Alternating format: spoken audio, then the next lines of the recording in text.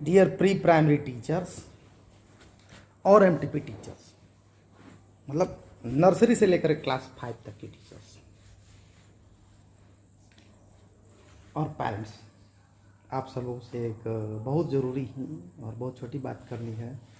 इस तरह की बातें इस सेशन में मैं आप लोगों के सामने बार बार रखूँगा। बहुत ज़रूरी है हम एक दूसरे तक अपनी समस्या को बार बार पहुँचाएं। आप अपनी समस्या बार बार मेरे पास पहुँचाएं, मैं अपनी बात बार बार आप लोगों के पास पहुँचाऊँ और हम सब लोग मिल कर के एक सोल्यूशन खोजें बच्चों की पढ़ाई से रिलेटेड। बच्चों की पढ़ाई इतनी आसान चीज़ नहीं है जो सोच के हम लोग पढ़ा रहे हैं कि वो चीज़ नहीं है, और इस चक्कर में हम लोग गलत चीज़ तैयार कर रहे हैं, वो चीज़ नहीं तैयार कर रहे हैं जो हमें तैयार करना है। देखिए, बच्चों को पढ़ाने से रिलेटेड से दो ही बातें ज़्यादा इंपॉर्टेंट हैं। एनालिटिकल स्किल, सोचने समझने का तरीका, बोलने का तरीका, सुनने का तरीका, और दूसरा है कम्युनिकेशन स्किल, मतलब जो भी हम सोच समझ रहे हैं उसको बोलने का, लिखने का तरीका। और एक तीसरी चीज़ होती है मेमोरी। तो मैं बच्चों का मेमोरी बॉक्स नहीं भरना चाहता। ये अलग बात है कि ज़्यादा पीरियड्स बने हुए हैं हम लोग के क्लास में, है ना, हम लोग ज़्यादा मेहनत कर रहे हैं, लेकिन आखिर जो मेहनत कर रहे हैं उसकी दिशा फिक्स होनी चाहिए। दिशा फिक्स क्या है? तो चाहे आर्ट एंड क्राफ्ट ही क्यों ना आप पढ़ा रहे हैं, आर्ट एंड क्राफ्ट में हमें बच्चों को कुछ बनाना सिखाना है, तो वहाँ भी हम बेसिकली ये ध्यान दें कि आर्ट एंड क्राफ्ट के भी माध्यम से हम लोग बच्चे को सोचने और समझने का तरीका ही सिखा रहे हैं, लिखने और बोलने का तरीका ही सिखा रहे हैं। समझ रहे हैं आप लोग मेरी बात को?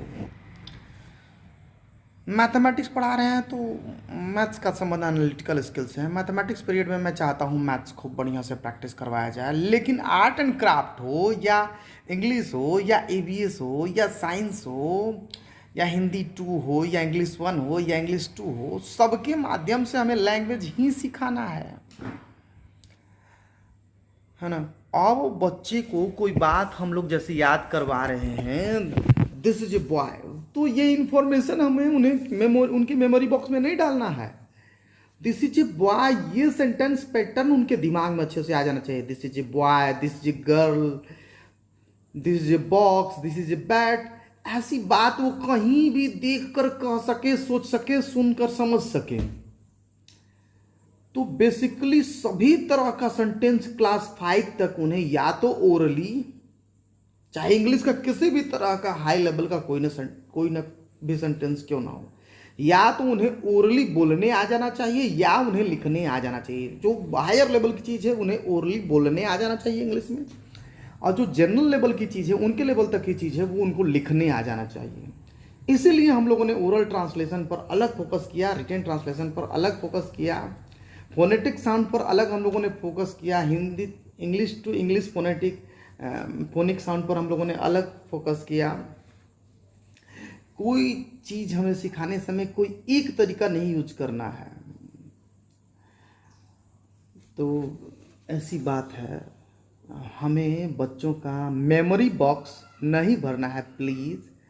हम जो भी पढ़ाएंगे, जैसे मैथ्स ही पढ़ा रहे हैं तो मैं देखता हूँ मैथ्स बनाने आ रहा है, अब फिल इन द ब्लैंक्स, उसके ऊपर एक लाइन लिखा हुआ है, वो बच्चे को नहीं समझ में आ रहा, वो टीचर बता रहे नहीं, तो वहाँ हम फिल इन द ब्लैंक्स का मैथ 2 वाले पीरियड में बहुत सारा fill in the gaps, fill in the blanks, इस टाइप के दसियों सेंटेंस बच्चों को बनवाएंगे, लिखवाएंगे, सोचवाएंगे।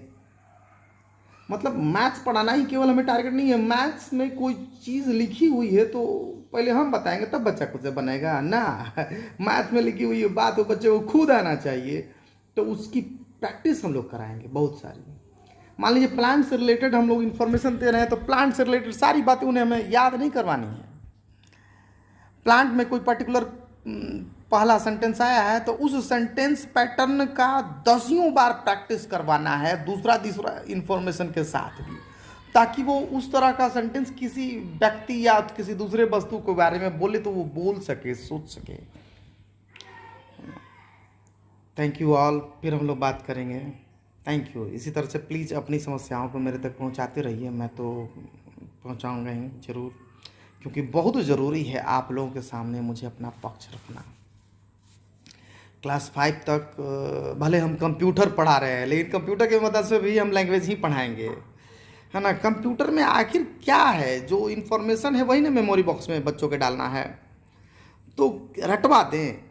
उससे तो बढ़िया है कि कीबोर्ड के बारे में हम कोई 5 बात बता रहे हैं, तो पहले कीबोर्ड के बारे में वो जो 5 बातें बोलनी है उसका सेंटेंस पैटर्न की प्रैक्टिस करवाएंगे, जो हम 1 दिन में पढ़ा सकते हैं, भले उसे हम 5 दिन तक प्रैक्टिस करवाएंगे।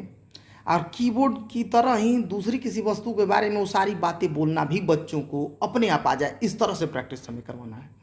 Thank you all, thank you parents, thank you teachers, thank you students.